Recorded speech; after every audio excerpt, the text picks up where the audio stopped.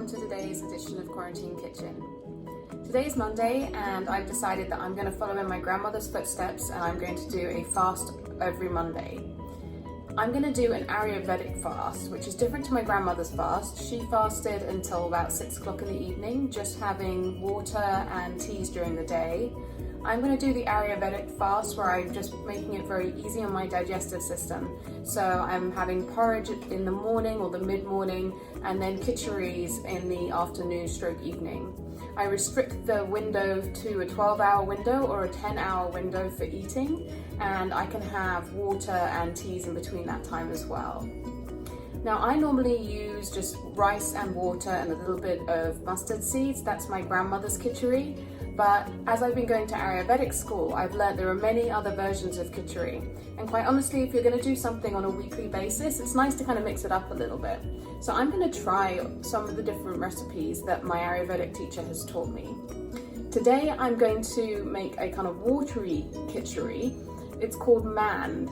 So mand is when you're trying to make something watery, and really it means watery rice. And so you're making it with rice and vegetables, but it's really the water that people are kind of focusing on because that's what they give people when they've been sick and haven't been able to eat anything. So they'll make the porridge and then they'll give them a little bit of the rice, which will be nicely flavored, and a little bit of the protein from the lentils and the rice if they can take that in their system. The ingredients for this khichdi, therefore, are rice, lentils, vegetables, onions, garlic, ginger, and herbs and spices that make things easier to digest, like cumin, fennel, coriander. Again, very different to my grandmother's khichdi, which was just rice, lentils, and mustard seeds. So let's get started. So I'm going to start by heating 1 teaspoon of oil, and then I'm going to put in some cumin seeds. After that, I'll add the onions, garlic, and ginger, all of the different spices, and then I'll add the rice, the lentils, and the vegetables. I'll then add the water and I'll leave that to simmer for about 20 to 30 minutes. I'm running out of cumin seeds, so I'm going to put in as many cumin seeds as I have, and then I'm going to add a little bit of cumin powder.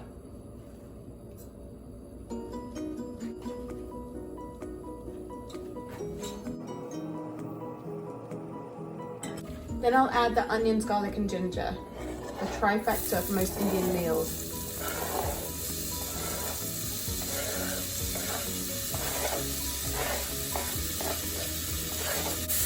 You'll be able to smell this beautiful fragrant cumin.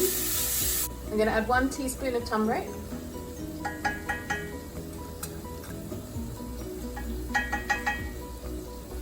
Half a teaspoon of coriander powder.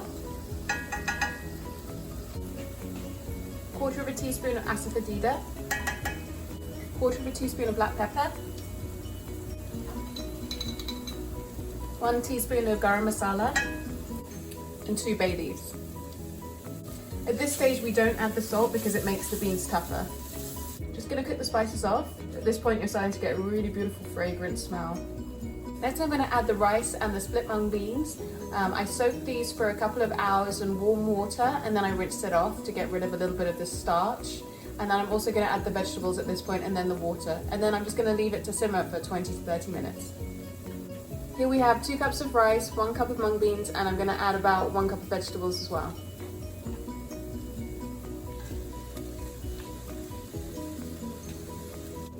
I'm using butternut squash and broccoli because these are the vegetables I happen to have.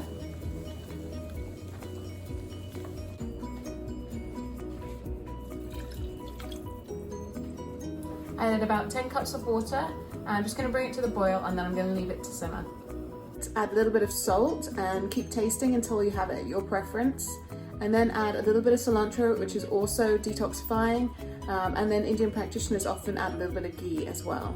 To blend it a little bit, my grandmother used an old-fashioned whisk, so that's what I'm going to use too.